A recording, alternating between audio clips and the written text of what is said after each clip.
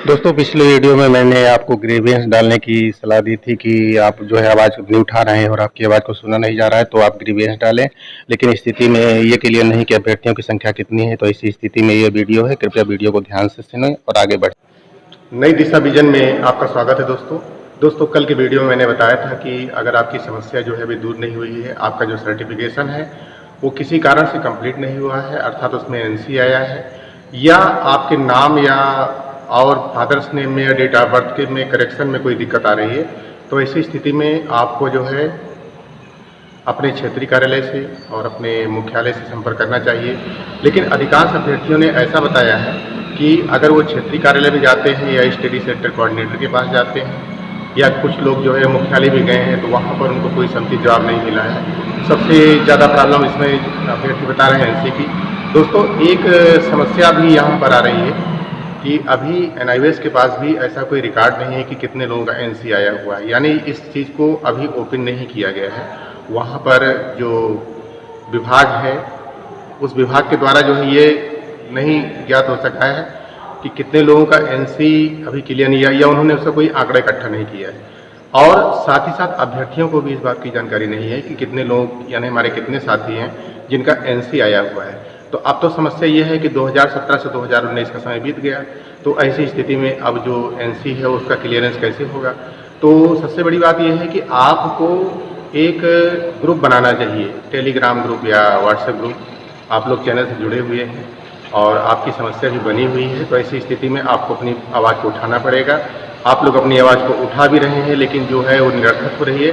तो ऐसी स्थिति में मैंने कल के वीडियो में बताया था कि आपको सेंट्रल ग्रीवियंस डालना चाहिए और उसकी मदद से आप लोग अपनी बात को उठाएंगे, आपके पास एविडेंस आएगा और एनआईवीएस को भी जवाब देना पड़ेगा।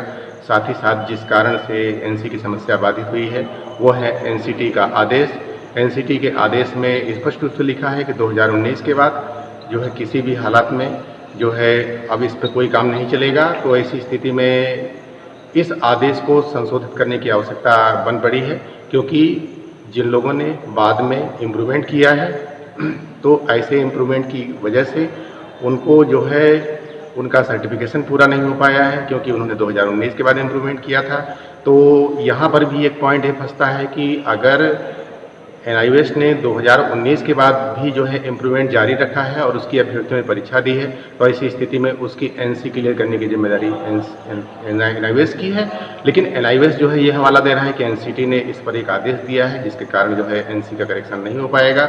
अगर अभ्यर्थी जो है वहाँ पर जा रहे हैं, कई अभ्यर्थियों ने बताया कि हम प्रयागराज रीजनल ऑफिस गए और इसी प्रकार से अन्य जगह के अभ्यर्थी भी ऐसा कह रहे हैं कि हम रीजनल ऑफिस जाते हैं, लेकिन वहाँ पर बताया गया है कि जब तक एनआईवीएस नहीं चाहेगा, अर्थात जब तक मुख्यालय नहीं चाहेगा, तब तक जो है एनसी क्लियर नहीं होगा। और साथ ही साथ अनेक अभ्यर्थियों ने यह भी बताया है कि हम अपने स्टडी सेंटर कोऑर्डिनेटर के माध्यम से भी प्रयास कर रहे हैं और हेड ऑफिस भी गए हैं, वहाँ पर भी हमारी नहीं सुनी गई है।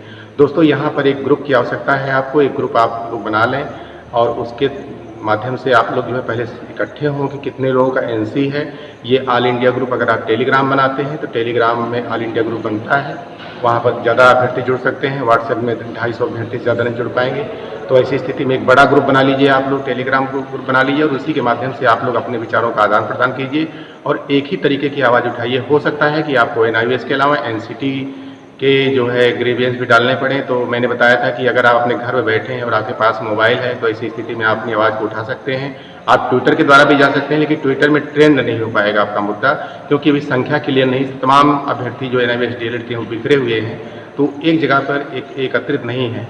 यद्यपि यूट्यूब पर हैं लेकिन वो अपनी आवाज़ को उठा रहे हैं और वो वीडियो में कमेंट लिख रहे हैं। इससे जानकारी मिल रही है कि लोग जो है एनसी से परेशान हैं, उनकी समस्या दूर नहीं हो पाई है।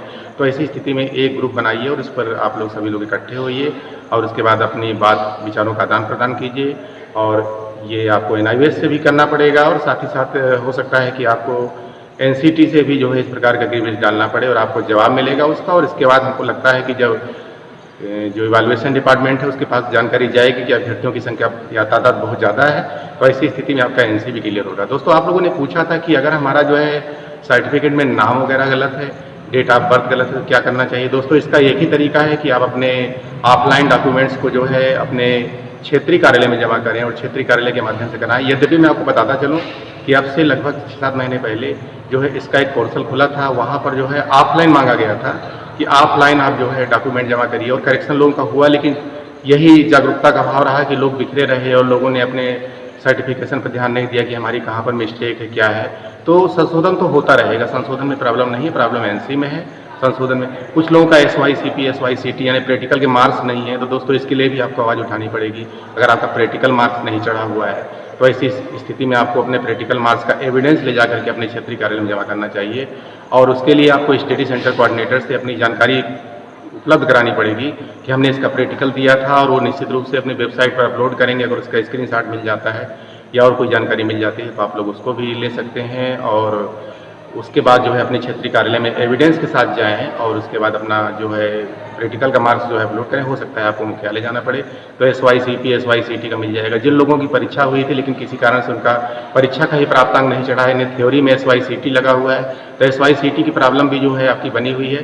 तो ऐसी स्थिति में आपको वहाँ पर जहाँ पर आपने परीक्षा दी थी वहाँ का जो कुछ भी डॉक्यूमेंट्स है, अगर वो केंद्र मिल जाए कि आपने परीक्षा दी, उपस्थिति पत्रक मिल जाए, प्रेजेंट स्लिप मिल जाए, तो उसके माध्यम से भी आप लोग अपने क्षेत्रीय कार्यालय में जा करके अपना संशोधन करा सकते हैं। लेकिन जो वहाँ के क्षेत्रीय कार्यालय के निर्देशक हैं वहाँ से जा करके आप उनसे बात रखिए कि सर हमारा इस कारण से नहीं हुआ। अगर अभ्यर्थियों की संख्या ज़्यादा होती है तो बहुत ही आसान भी हो जाएगा।